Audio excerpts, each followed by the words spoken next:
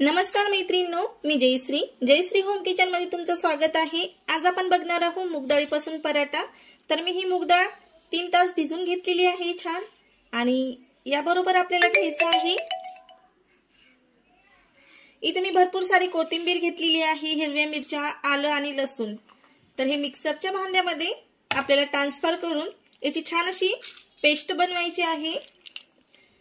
तर मिक्सरला आपण हे दळून घेऊया। याच बरोबर यामध्ये घालायची आहे कोथिंबीर आणि हे जिन्नस। तर छान पैकी याची पेस्ट बनवून घ्यायची आहे। तर पेस्ट बनवून घेऊया। तर इथे बघू शकता तुम्ही, छान पैकी आपण याची पेस्ट बनवून घेतलेली आहे। अशाच पद्धतीने आपण सर्व पेस्ट बनवून घेऊया आणि एका बाउल मध्ये ट्रान्सफर करणार आहोत। तर इथे दुसरी सुद्धा बॅच आपली दळून झालेली आहे आणि हे सर्व मिश्रण एका बाउल मध्ये आपण ट्रान्सफर करणार आहोत। तर हे मिश्रण आपण एकजीव करून घेतलेलं आहे। यामध्ये आपल्याला काही सुके मसाले घालायचे आहेत। तर ते कुठले घालायचे आहेत ते बघूया। तर त्यामध्ये आपल्याला घालायचे आहेत सुके मसाले। तर 1 चमच जिरे घेतलेले आहेत, अर्धा चमच धने पावडर घेतलेली आहे, हळदी पावडर, चवीनुसार मीठ, लाल तिखट, ओवा आणि ही काळी मिरी पूड आहे। तर हे सर्व जिन्नस यामध्ये आपल्याला मिक्स करायचे आहेत आणि एकजीव करून घ्यायचे आहेत।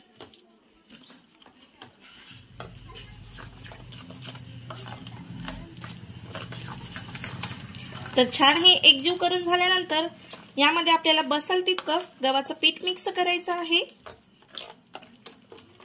तर गव्हाचं पीठ घेऊया आपण। तर यामध्ये सर्वप्रथम आपण 2 वाटी गव्हाचं पीठ घालणार आहोत। त्यानंतर आपल्याला हवं तितकं घालणार आहोत, ही दुसरी वाटी। यानंतर जर आपल्याला पीठ लागलं तर आपण वरून घालू शकतो। तर या एवढ्या पिठाचं आपल्याला पहिले पीठ मळून घ्यायचं आहे आणि लागल्यास वरून घेऊया आपण।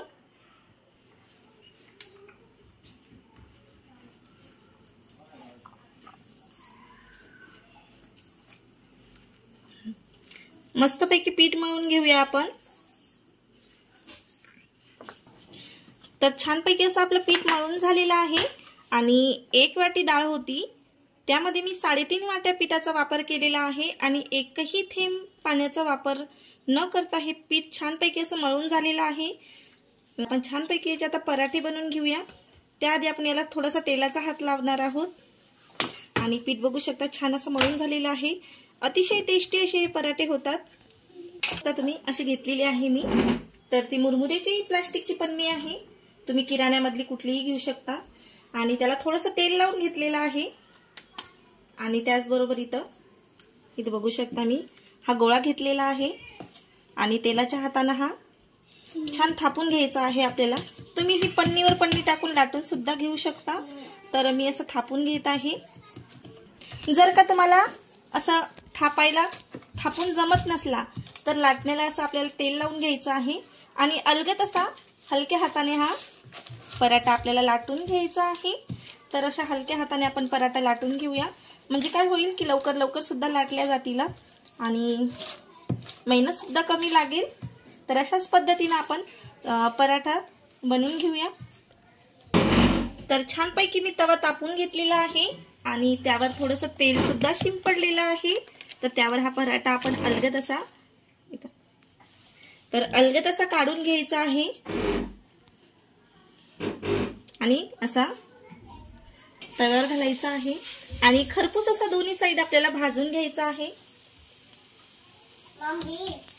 हा सुद्धा पराठा आपण छानपैकी असा लाटून घेणार आहोत।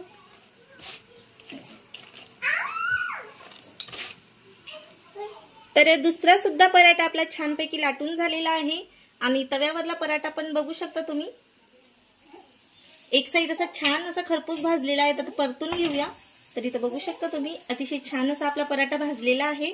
तर दोन्ही साइड आपल्याला खरपूस असा भाजून घ्यायचा आहे आणि हे पराठे तुम्ही पुदिन्याच्या चटणी सोबत किंवा टोमॅटो सॉस सोबत किंवा जर तुमच्या इथं मोरावळा असेल त्यासोबत किंवा साध्या चटणी सोबत, लसूण चटणी सोबत सुद्धा खाऊ शकता किंवा इतर काही न खाता तुम्ही तसा सुद्धा खाऊ शकता। चवीला अप्रतिम लागतो हा। तर बघू शकता दुसरी साईड सुद्धा असा छान असा खरपूस भाजलेला आहे आपला पराठा।